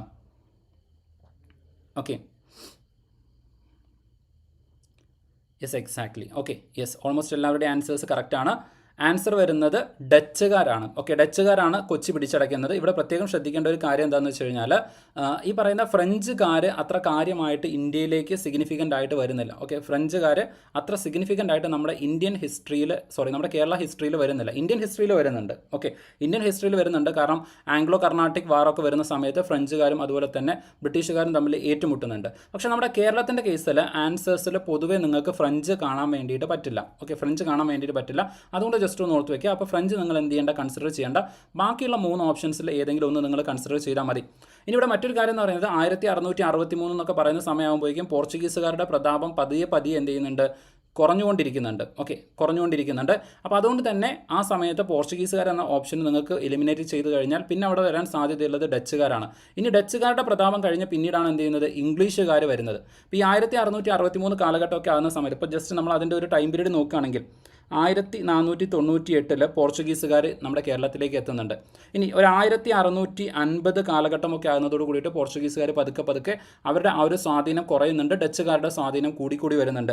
ദെൻ അതിനുശേഷം നമ്മൾ നോക്കുകയാണെങ്കിൽ 1753 മാവേലിക്കര ഉടമ്പടി വരെ വരുന്ന കാലഘട്ടത്തിൽ പിന്നെ നമ്മുടെ കേരളത്തിൽ പ്രധാനമായിട്ടും ഭരിക്കുന്നത് ഡച്ചുകാരാണ്. എന്നാൽ അതിനുശേഷം ഡച്ചുകാരുടെ സ്വാധീനം കുറഞ്ഞു വരുന്നുണ്ട്. ആ ടൈം പീരീഡ് ഒന്ന് ഓർത്ത് വെക്കണേ, 1753 വരെ വരുന്ന ആ ഒരു കാലഘട്ടം. ദെൻ അതിനുശേഷം പിന്നീട് വരുന്ന ഇമ്പോർട്ടൻ്റ് ആയിട്ടുള്ള സിഗ്നിഫിക്കൻ്റ് ആയിട്ടുള്ള ഇവൻ്റ് 1792 ആണ്. 1792 ആകുന്നതോട് കൂടിയിട്ട് ഉത്തര കേരളം, നമ്മൾ നേരത്തെ പഠിച്ച പോലെ മലബാർ പ്രദേശം എന്ന് പറയുന്നത് ടിപ്പു സുൽത്താൻ്റെ ഭരണത്തിന് കീഴിലേക്ക് വരുന്നുണ്ട്. അതോട് കൂടിയിട്ട് പിന്നീട് ഇംഗ്ലീഷുകാർ വരികയാണ്. ഇംഗ്ലീഷുകാർ വരികയാണ്. അപ്പോൾ ഈ 3 പേരുടെ ടൈം പീരീഡ് നിങ്ങൾ ജസ്റ്റ് ഒന്ന് ഓർത്ത് വെക്കുകയാണെന്നുണ്ടെങ്കിൽ പല ചോദ്യത്തിനും നിങ്ങൾക്ക് ഈസിലി ആൻസർ ചെയ്യാൻ വേണ്ടിയിട്ട് പറ്റും. ഇപ്പോൾ നിങ്ങൾക്കറിയാം 1741 കൊളച്ചൽ യുദ്ധമൊക്കെ നടക്കുന്ന സമയത്ത് ഇവിടുത്തെ ഏറ്റവും സ്ട്രോങ് ആയിട്ടുള്ള വിദേശ ശക്തി എന്ന് പറയുന്നത് ഡച്ചുകാരാണ്. പോർച്ചുഗീസുകാർ അപ്പോഴേക്കും പതുക്കെ അവരുടെ ശക്തി ക്ഷയിക്കുന്നുണ്ട്. പിന്നീട് വരുന്നത് ഡച്ചുകാരാണ്. പോർച്ചുഗീസുകാർ സ്വാഭാവികമായിട്ടും ഗോവയിലേക്ക് മാറുന്നുണ്ട്. ഞാൻ പറഞ്ഞത് കേരളത്തിലെ കേസാണ്, ഇന്ത്യയുടെ കേസല്ല, കേരള ഹിസ്റ്ററിയാണ്. കേരളത്തിലെ പോർച്ചുഗീസുകാരുടെ ശക്തി എന്ത് ചെയ്യുന്നുണ്ട്, കുറയുന്നുണ്ട്. അവർ ഗോവയിലേക്കൊക്കെ എന്ത് ചെയ്യുന്നുണ്ട്, കുൻഹയുടെ കാലഘട്ടത്തിൽ, ഓക്കെ, നിയോഡി കുൻഹയുടെ കാലഘട്ടത്തിൽ എന്ത് ചെയ്യുന്നുണ്ട്, അവർ ഗോവയിലേക്ക് പോകുന്നുണ്ട്. അതോട് കൂടിയിട്ട് കേരളത്തിൽ അവരുടെ സ്വാധീനം കുറയുന്നുണ്ട്. പിന്നീട് ഡച്ചുകാർ വരുന്നുണ്ട്. 1753 കാലഘട്ടം വരെ, മാവേലിക്കർ ഉടമ്പടി വരുന്നത് വരെ ഡച്ചുകാർ സ്ട്രോങ് ആയിട്ട് നിൽക്കുന്നുണ്ട്. എന്നാൽ അതിനുശേഷം പിന്നീട് എന്ത് ചെയ്യുന്നുണ്ട്, ഡച്ചുകാർ കുറയുന്നുണ്ട്. അതിനുശേഷം പിന്നീട് 1792 ആകുന്ന സമയത്ത് നമ്മുടെ ശ്രീരംഗപട്ടണം ട്രീറ്റി, അതിനുശേഷം ബ്രിട്ടീഷുകാർ. അപ്പോൾ ആ ടൈം പീരീഡ് മൈൻഡിലുണ്ടെങ്കിൽ ഇതുപോലെ ഇയർ തന്ന് ചോദിക്കുന്ന ചോദ്യങ്ങൾ നിങ്ങൾക്ക് ഈസിലി ആൻസർ ചെയ്യാൻ വേണ്ടിയിട്ട് പറ്റും. ഓക്കെ, അപ്പോൾ കൺസെപ്റ്റ് ജസ്റ്റ് ഒന്ന് എന്ത് ചെയ്യുക, ഓർത്ത് വയ്ക്കുക, ഇമ്പോർട്ടൻ്റ് ആയിട്ട് വരുന്ന കാര്യങ്ങളാണ്. ഓക്കെ, അപ്പോൾ ഇത്രയും കാര്യങ്ങളാണ് വളരെ ഇമ്പോർട്ടൻ്റ് ആയിട്ട് വരുന്നത്. ഓക്കെ, ദെൻ 1663 കൊച്ചി പിടിച്ചടക്കിയത്. അതും കൂടെ എന്ത് ചെയ്യണം, ജസ്റ്റ് ഒന്ന് ഓർത്ത് വയ്ക്കണം. കാരണം ഇത് വീണ്ടും ചോദിച്ചിട്ടുണ്ട്. അതായത് ഡച്ചുകാർ കൊച്ചി പിടിച്ചടക്കിയ വർഷം ചോദിച്ചിട്ടുണ്ട്. അത് 1663 തിരിച്ചും ചോദിച്ചിട്ടുണ്ട്. Okay, yes. ഇനി അടുത്തത് നേരത്തെ നമ്മളിപ്പോൾ ഡിസ്കസ് ചെയ്ത അതേ ചോദ്യമാണ് വരുന്നത്. ഓക്കെ, നമ്മൾ ഡിസ്കസ് ചെയ്ത അതേ ചോദ്യമാണ് അടുത്തത് വരുന്നത്. സോ ചോദ്യം ഇതാണ്, മാർത്താണ്ഡവർമ്മയുടെ കുളച്ചൽ യുദ്ധവുമായിട്ട് ബന്ധപ്പെട്ടാണ് വരുന്നത്. മാർത്താണ്ഡവർമ്മയുടെ കുളച്ചൽ യുദ്ധവുമായി ബന്ധപ്പെട്ട പ്രധാനപ്പെട്ട വസ്തുതകൾ ഏതൊക്കെയാണെന്നാണ് ചോദിച്ചിരിക്കുന്നത്. ഡച്ചുകാരും മാർത്താണ്ഡവർമ്മയും തമ്മിലുള്ള യുദ്ധമായിരുന്നു കുളച്ചൽ യുദ്ധം എന്ന് പറയുന്നുണ്ട്. ദെൻ അടുത്തത്, അഞ്ചിക്കൈമൾ വടക്കുംകൂറിൽ അധികാരം പിടിച്ചെടുക്കാൻ ഡച്ചുകാർ ആഗ്രഹിച്ചു. ഓക്കെ, അതായത് അഞ്ചിക്കൈമൾ എന്ന് പറയുന്നത് പ്രദേശമാണ്. ഓക്കെ, യെസ്, അതായത് എറണാകുളം പ്രദേശം. അതുപോലെ വടക്കുംകൂറിൻ്റെയും അധികാരം പിടിച്ചെടുക്കാൻ വേണ്ടിയിട്ട് ഡച്ചുകാർ ശ്രമിച്ചിട്ടുണ്ടായിരുന്നു. അതിൻ്റെ ഹിസ്റ്ററിയൊക്കെ നമ്മൾ കേരള ഹിസ്റ്ററിയുടെ ക്ലാസ്സിൽ പറഞ്ഞിട്ടുണ്ടായിരുന്നു. ഈ വടക്കുംകൂറ്, തെക്കുംകൂറ്, അതുപോലെ തന്നെ ആലപ്പുഴ, ഈ പ്രദേശത്തൊക്കെ ആയിരുന്നു അന്നത്തെ കാലഘട്ടത്തിൽ ഡച്ചുകാർക്ക് സ്ട്രോങ് ഹോൾഡ് ഉണ്ടായിരുന്നത്. അപ്പം സ്വാഭാവികമായിട്ടും തെക്കുംകൂറും വടക്കുംകൂറും ഒക്കെ എന്ത് ചെയ്യുന്നുണ്ട്, ഡച്ചുകാരുമായിട്ട് ചേർന്നുകൊണ്ട് ദേശിംഗനാടിനോട് ആദ്യകാലങ്ങളിൽ ആഭിമുഖ്യം ഉണ്ടായിരുന്ന പ്രദേശങ്ങളായിരുന്നു. അവർ തുടർച്ചയായിക്കൊണ്ട് മാർത്താണ്ഡവർമ്മയ്ക്കെതിരെ യുദ്ധം ചെയ്യുന്നുണ്ടായിരുന്നു. അതിനെ തുടർന്നുകൊണ്ടാണ് പിന്നീട് എന്ത് ചെയ്യുന്നത്, തെക്കുംകൂറും വടക്കുംകൂറും ഒക്കെ മാർത്താണ്ഡവർമ്മ പിടിച്ചെടുക്കുന്നുണ്ട്. അങ്ങനെ പിടിച്ചെടുത്ത് ലൈക്ക് 1749, 51 കാലഘട്ടത്തിലാണ് ഈ പറയുന്ന തെക്കുംകൂറും വടക്കുംകൂറും ഒക്കെ പിടിച്ചെടുക്കുന്നത്. അപ്പോൾ സ്വാഭാവികമായിട്ടും ആ പ്രദേശങ്ങളെ തിരിച്ചു പിടിക്കുക എന്നുള്ള ഉദ്ദേശമൊക്കെ ഈ പറയുന്ന ഡച്ചുകാരുടെ ആക്രമണത്തിന് പിന്നിലുണ്ടായിരുന്നു. ഓക്കെ, യെസ്, നിങ്ങൾക്ക് അറിയാവുന്ന കാര്യങ്ങളാണ്. അപ്പോൾ അത്രയും കാര്യങ്ങളൊക്കെ ജസ്റ്റ് ഇതിൻ്റെ ബാക്ക്ഗ്രൗണ്ടിൽ ഒന്ന് ഓർത്ത് വയ്ക്കണം. ഓക്കെ, യെസ്, ആൻസേഴ്സ് പലരും പറയുന്നുണ്ട്. അപ്പോൾ ആൻസർ നമുക്കൊന്ന് നോക്കാം. Yes, exactly. ഓക്കെ, അപ്പോൾ ഇവിടേക്ക് നമ്മൾ ആൻസർ നോക്കുകയാണെന്നുണ്ടെങ്കിൽ ഒന്നാമത്തെ സ്റ്റേറ്റ്മെൻറ്റ്, ഡച്ചുകാരും മാർത്താണ്ഡവർമ്മയും തമ്മിലുള്ള യുദ്ധമായിരുന്നു കുളച്ചൽ യുദ്ധം. അതിൽ നമുക്ക് ഡൗട്ട് ഒന്നുമില്ല. 1741 യുദ്ധം. അത് 100% ഷുവറാണ്. അടുത്തത്, അഞ്ചിക്കൈമൾ അല്ലെങ്കിൽ എറണാകുളം പ്രദേശം, വടക്കുംകൂറിൻ്റെ അധികാരം, ഇതൊക്കെ പിടിച്ചെടുക്കാൻ വേണ്ടി ഡച്ചുകാർ ആഗ്രഹിച്ചിട്ടുണ്ടായിരുന്നു. അതും ശരിയായിട്ടുള്ള കാര്യം തന്നെയാണ്. കാരണം ഈ പറയുന്ന പ്രദേശം എന്ന് പറയുന്നത് ട്രേഡിന് വളരെ ഇമ്പോർട്ടൻ്റ് ആയിട്ടുള്ള ഏരിയകളായിരുന്നു. അപ്പോൾ അത്തരം പ്രദേശങ്ങൾ പിടിച്ചെടുക്കാൻ അവർ ആഗ്രഹിച്ചിട്ടുണ്ടായിരുന്നു. യെസ്. ഇനി അടുത്തതാണ്, ബറ്റാവിയയിൽ നിന്ന് ഡച്ചുകാർക്ക് ആവശ്യമായ സൈനിക സഹായം ലഭിച്ചു എന്ന് പറയുന്നുണ്ട്. പക്ഷെ അവിടുത്തെ പ്രശ്നം എന്താണെന്ന് വെച്ച് കഴിഞ്ഞാൽ, ബറ്റാവിയ എന്ന് പറയുന്ന സമയത്ത് നമ്മുടെ ശ്രീലങ്കയിൽ നിന്നും അതുപോലെ തന്നെ ജാവ, അതായത് ഇന്തോനേഷ്യൻ പ്രദേശങ്ങൾ, അപ്പോൾ ഇന്തോനേഷ്യൻ പ്രദേശമായിരുന്നു ഡച്ചുകാർക്ക് ഏറ്റവും സ്വാധീനമുണ്ടായിരുന്ന നമ്മുടെ ഏഷ്യയിലെ ഒരു രാജ്യമെന്ന് പറയുന്നത്. അത് ചോദിച്ചിട്ടുണ്ട്. ഡച്ചുകാർക്ക് ഏറ്റവും കൂടുതൽ സ്വാധീനമുണ്ടായിരുന്ന ഏഷ്യൻ രാജ്യം ഏതായിരുന്നു ചോദിച്ചിട്ടുണ്ട്. അത് ഇന്തോനേഷ്യയാണ്. അപ്പോൾ ഇന്തോനേഷ്യയിൽ ഡച്ചുകാരുടെ കീഴിലുണ്ടായിരുന്ന ഒരു രാജാവ് അവർ ഈ പറയുന്ന ഡച്ചുകാരെ സഹായിക്കാം എന്ന് പറഞ്ഞിട്ടുണ്ടായിരുന്നു. പക്ഷേ ഡച്ചുകാരെ തോൽക്കാനുള്ള ഏറ്റവും പ്രധാനപ്പെട്ട കാരണം എന്ന് പറയുന്നത് സൈലോണിൽ നിന്നും അതുപോലെ തന്നെ ബറ്റാവിയയിൽ നിന്നും അവർക്ക് സഹായമായിട്ട് എത്താം എന്ന് പറഞ്ഞിട്ടുണ്ടായിരുന്ന സംഘം എത്തിയില്ല. അതുകൊണ്ട് തന്നെ മാർത്താണ്ഡവർമ്മയുമായിട്ട് അവർക്ക് ഒറ്റയ്ക്ക് യുദ്ധം ചെയ്യേണ്ടതായിട്ട് വന്നു. പോരാടേണ്ടതായിട്ട് വന്നു. അപ്പോൾ അങ്ങനെ പോരാടിയത് കൊണ്ട് തന്നെ സ്വാഭാവികമായിട്ടും അവർ പരാജയപ്പെടുകയാണ് ചെയ്യുന്നത്. അപ്പോൾ അതുകൊണ്ട് തന്നെ ബറ്റാവിയയിൽ നിന്ന് ഡച്ചുകാർക്ക് ആവശ്യമായ സൈനിക സഹായം ലഭിച്ചിട്ടില്ല. ആ പോയിന്റ് ഒന്ന് ഓർത്ത് വയ്ക്കണം. മൂന്നാമത്തെ സ്റ്റേറ്റ്മെൻറ്റ് തെറ്റാണ്. ദെൻ നാലാമത്തെ സ്റ്റേറ്റ്മെൻറ്റ് ശരിയാണ്. 1743 മെയ് 22 മാവേലിക്കരയിൽ വെച്ച് മാർത്താണ്ഡവർമ്മയും കമാൻഡർ കാസർസും ചേർന്ന് സമഗ്രമായ ഒരു സമാധാന ഉടമ്പടി ഒപ്പുവെക്കുന്നുണ്ട്. അതും കൂടെ ജസ്റ്റ് ഒന്ന് എന്ത് ചെയ്യണം, ഓർത്ത് വെക്കണം. അത് ഇതിന് ശേഷമാണ് വരുന്നത്. 1741 യുദ്ധം വരുന്ന സമയത്ത് സ്വാഭാവികമായിട്ടും എന്ത് ചെയ്യുന്നുണ്ട്, നമ്മൾ മുമ്പ് പഠിച്ചിട്ടുണ്ടായിരുന്നു, വലിയ കപ്പിത്താൻ എന്ന് അറിയപ്പെടുന്ന ഡെലനോയെ എന്ത് ചെയ്യുന്നുണ്ട്, പിടിച്ചെടുക്കുന്നുണ്ട്. ഡെലനോയെ പിടിക്കുന്നുണ്ട്. അങ്ങനെ ഡെലനോയ് പിന്നീട് എന്ത് ചെയ്യുന്നുണ്ട്, വലിയ കപ്പിത്താനായിട്ട് മാറുന്നുണ്ട്. തിരുവിതാംകൂറിൻ്റെ സൈന്യാധിപനായിട്ട് മാറുന്നുണ്ട്. സൈനിക പരിശീലന മേധാവിയായിട്ട് അദ്ദേഹം പിന്നീട് മാറുന്നുണ്ട്. ഡെലനോയ് ആയിരുന്നു ഈ യുദ്ധത്തിൽ മാർത്താണ്ഡവർമ്മയ്ക്ക് എതിരെ യുദ്ധം ചെയ്തിട്ടുണ്ടായിരുന്ന ഡച്ച് സൈനിക മേധാവി എന്ന് പറയുന്നത്. അപ്പോൾ ഇത്രയും കാര്യങ്ങൾ ഇതുമായിട്ട് ബന്ധപ്പെട്ടുകൊണ്ട് ഓർത്ത് വയ്ക്കണം. PSC അഡീഷണൽ ആയിട്ട് ചോദിച്ച 2 ഇൻഫർമേഷൻസ് ആണ്. ഒന്ന് ഈ പറയുന്ന 2-4 സ്റ്റേറ്റ്മെൻറ്റ്സ്, ആ 2-4 സ്റ്റേറ്റ്മെൻറ്റ്സ് അതുപോലെ തന്നെ പഠിച്ചു വയ്ക്കണം. അപ്പോൾ 1743 മെയ് 27 മാവേലിക്കരയിൽ വെച്ചുണ്ടായിട്ടുള്ള ഈ ഒരു ഉടമ്പടിയെക്കുറിച്ച് കൊണ്ട് ജസ്റ്റ് ഒന്ന് എന്ത് ചെയ്യണം, ഓർത്ത് വയ്ക്കണം. PSC അഡീഷണലി കൊടുത്ത ഒരു ഉടമ്പടിയാണ്.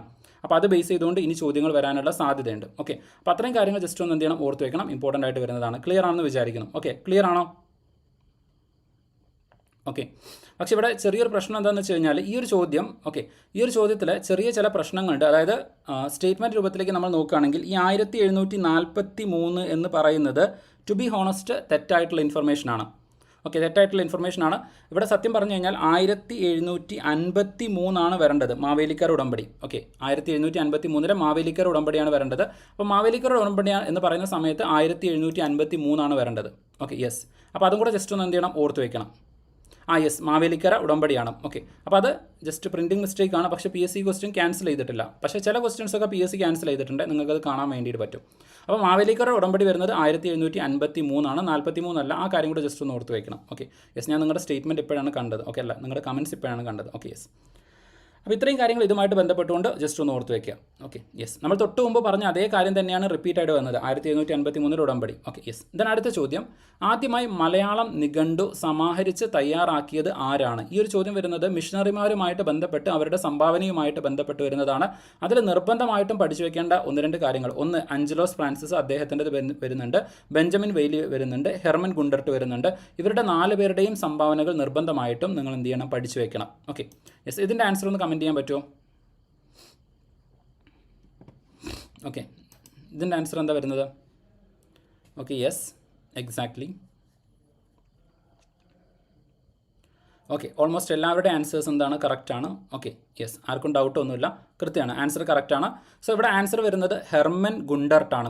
ഹെർമൻ ഗുണ്ടർട്ടാണ്. നമുക്കറിയാം മലയാളത്തിൽ ആദ്യമായിട്ട് ഒരു നിഘണ്ടു സമാഹരിച്ച് തയ്യാറാക്കുന്നത് ഹെർമൻ ഗുണ്ടർട്ടാണ്. അതുമായിട്ട് ബന്ധപ്പെട്ട് 1-2 ഇൻഫർമേഷനും കൂടെ ജസ്റ്റ് ഒന്ന് ഓർത്ത് വയ്ക്കുക.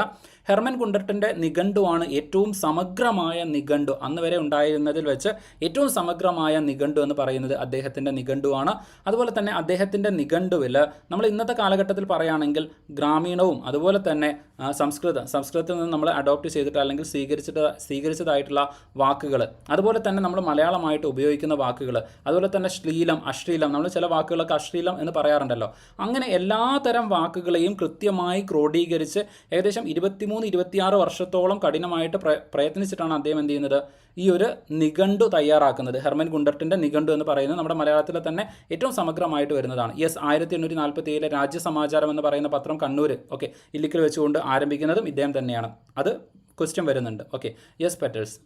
ഗുഡ് പോയിന്റ് ആണ്. രാജ്യസമാചാരം എന്ന് പറയുന്നതും ഹെർമൻ ഗുണ്ടർട്ടിൻ്റെ തന്നെയാണ്. അതും അദ്ദേഹത്തിൻ്റെ ഏറ്റവും വലിയൊരു കോൺട്രിബ്യൂഷനാണ്. അതും കൂടെ ജസ്റ്റ് ഒന്ന് എന്ത് ചെയ്യണം, ഓർത്ത് വെക്കണം. ഇനി ഇവിടെ ചോദിച്ച മറ്റൊരു ചോദ്യം, ഒരു കൺഫ്യൂസിംഗ് ആയിട്ട് ചോദിച്ചിട്ടുണ്ടായിരുന്ന ഒരു ചോദ്യം എന്ന് പറയുന്നത് ഹെർമൻ ഗുണ്ടർട്ട് ജർമ്മൻ ആണ്. അതും കൂടെ ജസ്റ്റ് ഒന്ന് ഓർത്ത് വെക്കണേ. ജർമ്മൻ മിഷണറിയാണ്. പോർച്ചുഗീസ് മിഷണറി എന്നുള്ള രൂപത്തിലേക്കൊക്കെ മുമ്പ് ചോദ്യം വന്നിട്ടുണ്ടായിരുന്നു, സ്റ്റേറ്റ്മെൻറ്റ് വന്നിട്ടുണ്ടായിരുന്നു.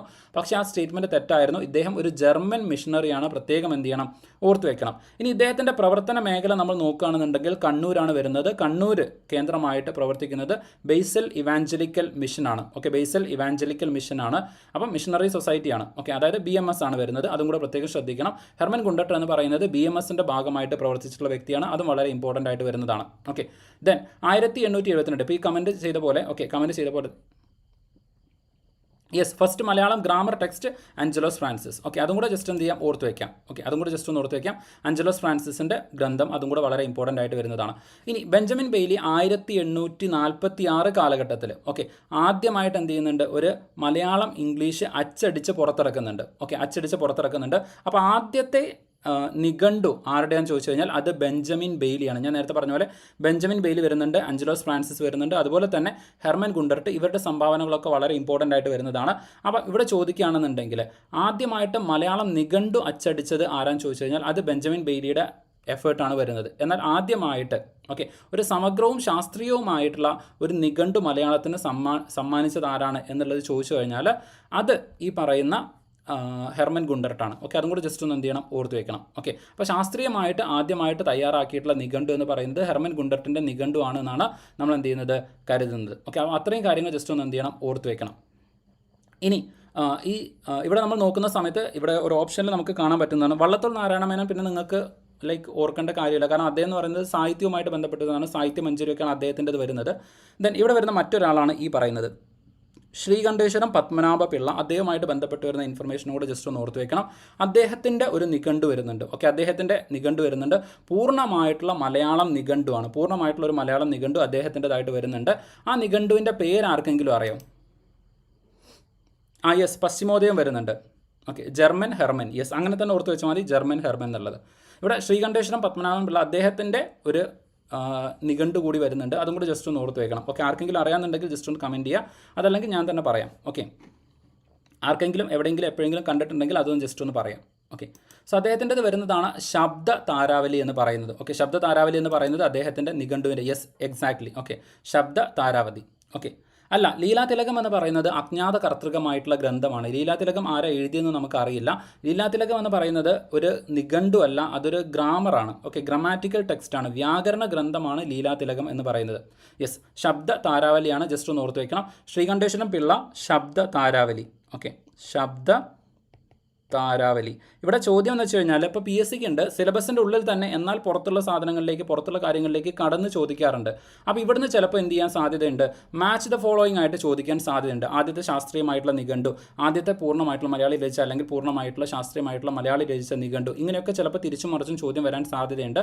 അപ്പോൾ ഓരോന്നും ആരാണ് എഴുതിയത് എന്നുള്ളത് ജസ്റ്റ് ഒന്ന് ഓർത്ത് വെക്കണം. അതിൽ ശ്രീകണ്ഠേശ്വരം പത്മനാഭ പിള്ള ശബ്ദ താരാവലിയാണ് വരുന്നത്. ചിലപ്പോൾ സാഹിത്യത്തിൻ്റെ ഭാഗത്തു നിന്നും ചോദ്യം വരാൻ സാധ്യതയുണ്ട്. ഓക്കെ, അപ്പോൾ ഇത്രയും കാര്യങ്ങൾ ഇതുമായിട്ട് ബന്ധപ്പെട്ടുകൊണ്ട് ജസ്റ്റ് ഒന്ന് എന്ത് ചെയ്യണം, ഓർത്ത് വെക്കണം. ഇനി ഹെർമൻ ഗുണ്ടർട്ടിൻ്റെ കേസിലേക്ക് വരുന്ന സമയത്ത് അദ്ദേഹം ജർമ്മൻ ആണ് എന്ന് പറഞ്ഞു. പക്ഷേ അവിടെയും ശ്രദ്ധിക്കേണ്ട കാര്യം എന്ന് വെച്ച് കഴിഞ്ഞാൽ അദ്ദേഹത്തിൻ്റെ നിഘണ്ടു എന്ന് പറയുന്നത് മലയാളം ഇംഗ്ലീഷ് നിഘണ്ടു ആയിരുന്നു. ഓക്കെ, മലയാളം ഇംഗ്ലീഷ് നിഘണ്ടു ആണ് അദ്ദേഹത്തിൻ്റെത് വരുന്നത്. അദ്ദേഹം ജർമ്മൻകാരനാണ്, പക്ഷേ അദ്ദേഹം തയ്യാറാക്കിയ നിഘണ്ടു മലയാളം ഇംഗ്ലീഷ് നിഘണ്ടു തന്നെയാണ്. അതും കൂടെ ജസ്റ്റ് ഒന്ന് എന്ത് ചെയ്യണം, ഓർത്ത് വെക്കണം. Okay, yes. അപ്പം ഇത്രയും കാര്യങ്ങൾ ഇദ്ദേഹമായിട്ട് ബന്ധപ്പെട്ടുകൊണ്ട് ജസ്റ്റ് ഒന്ന് ഓർത്ത് വയ്ക്കുക. ഇനി അടുത്ത ചോദ്യത്തിലേക്ക് പോകാം. അടുത്ത ചോദ്യം ഇതാണ്. ഓക്കെ, അടുത്തതും ഹെർമൻ ഗുണ്ടർട്ടുമായിട്ട് ബന്ധപ്പെട്ടുകൊണ്ട് വരുന്ന ചോദ്യമാണ്. ഓക്കെ, ഹെർമൻ ഗുണ്ടർട്ടുമായിട്ട് ബന്ധപ്പെട്ടുകൊണ്ട് വരുന്ന തന്നിരിക്കുന്ന സ്റ്റേറ്റ്മെൻറ്റ്സിൽ ശരിയായത് ഏതാണ്? Okay, sorry. അപ്പോൾ തന്നിരിക്കുന്നതിൽ ശരിയായ പ്രസ്താവനകൾ ഏതാണ് എന്നാണ് ചോദിച്ചിരിക്കുന്നത്. ക്വസ്റ്റ്യൻ കോഡ് ഞാൻ കൊടുത്തിട്ടുണ്ട്, നിങ്ങൾക്ക് ചെക്ക് ചെയ്ത് നോക്കാം. Okay, yes. അപ്പോൾ ഒന്നാമത്തെ ചോദ്യം എന്ന് പറയുന്നത് ഹെർമൻ ഗുണ്ടർട്ട് ചർച്ച് മിഷൻ സൊസൈറ്റിയിലെ അംഗമായിരുന്നു, CMSൻ്റെ ഭാഗമായിരുന്നു എന്ന് പറയുന്നുണ്ട്. രണ്ടാമത്തത് രാജ്യസമാചാരം, പശ്ചിമോദയം എന്നീ പേരുകളിൽ 2 മലയാള പത്രങ്ങൾ അദ്ദേഹം ആരംഭിച്ചിട്ടുണ്ട് എന്ന് പറയുന്നുണ്ട്. 1846 ഇംഗ്ലീഷ് മലയാളം നിഘണ്ടു പ്രസിദ്ധീകരിച്ചു എന്ന് പറയുന്നുണ്ട്. ദെൻ മലയാളത്തിലെ ആദ്യത്തെ നിഘണ്ടുവും വ്യാകരണ ഗ്രന്ഥവും തയ്യാറാക്കിയത് ഇദ്ദേഹമാണ് എന്ന് പറയുന്നുണ്ട്. ഓക്കെ, സോ ഇതിൽ ഏതൊക്കെയാണ് കറക്റ്റ് ആയിട്ടുള്ള സ്റ്റേറ്റ്മെൻറ്റ്സ് വരുന്നത്?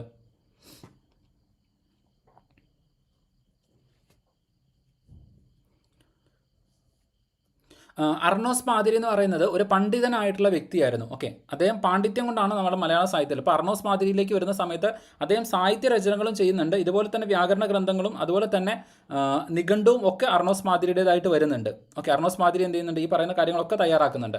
പക്ഷേ അദ്ദേഹത്തിൻ്റെ ഭാഗത്തു നിന്ന് കൂടുതലായിട്ട് കിളിപ്പാട്ട് പോലുള്ള രചനകൾ, ഓക്കെ, അത്തരം കാര്യങ്ങളാണ് കൂടുതലായിട്ട് വരുന്നത്. Okay, yes. ഓക്കെ, അതായത് 2 മാത്രം എന്നാണ് പറയുന്നത്. Okay, yes, exactly. ഓക്കെ, 2 മാത്രമാണ് ആൻസറായിട്ട് വരുന്നത്. ആ കാര്യം ജസ്റ്റ് ഒന്ന് എന്ത് ചെയ്യുക, ഓർത്ത് വയ്ക്കാം. ഓക്കെ, സോ ഒന്നാമത് നമ്മൾ നേരത്തെ പറഞ്ഞിട്ടുണ്ടായിരുന്നു, ഹെർമൻ ഗുണ്ടർട്ട് എന്ന് പറയുന്നത് CMSൻ്റെ ഭാഗമായിട്ടല്ല വരുന്നത്. അദ്ദേഹം വരുന്നത് ബേസിൽ ഇവാഞ്ചലിക്കൽ മിഷൻ സൊസൈറ്റിയുടെ ഭാഗമായിട്ട് മലബാർ കേന്ദ്രീകരിച്ചുകൊണ്ടാണ് അദ്ദേഹം പ്രവർത്തിക്കുന്നത്. അപ്പോൾ അതുകൊണ്ട് BMSൻ്റെ ഭാഗമായിരുന്നു, ബേസിൽ ഇവാഞ്ചലിക്കൽ മിഷൻ സൊസൈറ്റിയുടെ ഭാഗമായിട്ടാണ് അദ്ദേഹം പ്രവർത്തിച്ചിട്ടുള്ളത്. ഓക്കെ, ദെൻ രണ്ടാമത്തത് മലയാളത്തിലെ ആദ്യത്തെ പത്രമാണ് രാജ്യസമാചാരം എന്ന് പറയുന്നത്. മലയാളത്തിലെ ആദ്യത്തെ പത്രമാണ്. രണ്ടാമത്തെ പത്രം എന്ന് പറയുന്നത് പശ്ചിമോദയമാണ്. ഓക്കെ, അപ്പോൾ ആദ്യത്തെ പത്രമായിട്ട് വരുന്ന രാജ്യസമാചാരവും രണ്ടാമത്തെ പത്രമായിട്ട് വരുന്ന പശ്ചിമോദയവും, രണ്ടും വരുന്നത് ഇദ്ദേഹത്തിൻ്റെ ഭാഗമായിട്ടാണ്. ഈ 2 മലയാള പത്രങ്ങളും ആരംഭിക്കുന്നത് കണ്ണൂരിലാണ് ഇദ്ദേഹം ആരംഭിക്കുന്നത്. തലശ്ശേരിയിലാണ് എന്ത് ചെയ്യുന്നത്, ഇല്ലിക്കുന്ന്. ഓക്കെ, ഇല്ലിക്കുന്നിലാണ് എന്ത് ചെയ്യുന്നത്, അദ്ദേഹം ഇത് ആരംഭിക്കുന്നത്.